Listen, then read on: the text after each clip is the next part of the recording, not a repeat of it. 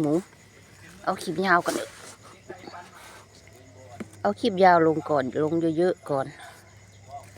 คลิปยาวได้จากคลิปเน่ามานี่คลิปยาวถ้าเป็นไปได้ลงมือแล้วหาคลิปผู้พี่น้องดีสุดถ้าเป็นไปได้มันหนัก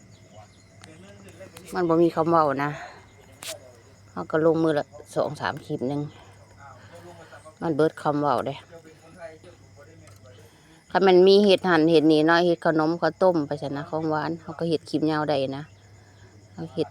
ถ่ายไว้แล้วเขาก็มาผ่าทีหลังเขาก็ใส่อันแบบการใส่ข้อมูลไปนำใส่ข้อมูลไปนำเห็ดขนมข้าวต้มก็ได้คือเขาเจ้าเห็ดคลิปอันไปเบิ่งเขาเจ้ามืออาชีพแล้วนั่นนะเบิ่งเขาเจ้าเห็ดโอ้ตกมืออาชีพแล้วนั่นนะคือปีงูนี่ก็มักใส่กระเทียมพริกไทยบริใส่ยันหลานกินน้ำบ่ได้กระเทียมก็น้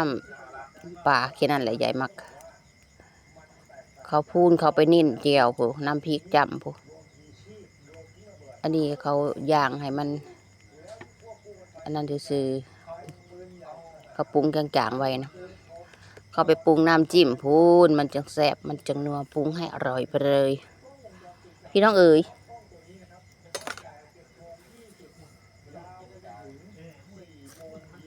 มันคืออันนั้นแถบบ่มีพัดลมเป่าเนาะไฟบ่เฮียงตอนนี้แหละพอดีมันจะบ่ใหม่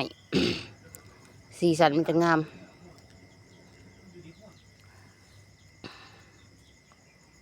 สีสันจังสวยปิ้งหมูปิ้งไข่หลำย่าอยู่ผู้เดียวบ่ได้เบิ่งเลยโทรศัพท์เบิ่งโทรทัศน์เบิ่งโทรศัพท์ยายไปละมันบ่แห้งไปได้นะพอตัวอุ่นๆนะไฟนี่ก็ได้ถ้าพัดลมมาพัด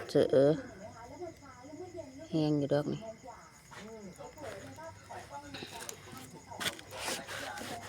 2 นาทีละคลิปนี้2 นาทีแล้วพี่น้องเอ๋ยเอาไม้มาเคลียร์ฐานก่อนนะนี่แหละได้แล้วเคลียร์ฐานให้มันสุกไวๆก่อนนอนดึกปัดยังไม่เช้ามาปัดตื่นแต่ดึกยายค่ะตื่นตี 5เลย1เข่านะตื่นสายหดสุกบ่ทันลูกชายเต็กนอน6 ทุ่มผมตื่น7 โมงนอนดึกขณะก็พักผ่อนบ่เพียงพอ3 นาทีเลยคลิปนี้บ๊ายบายคลิปหน้าเจอกันใหม่เด้อจ้า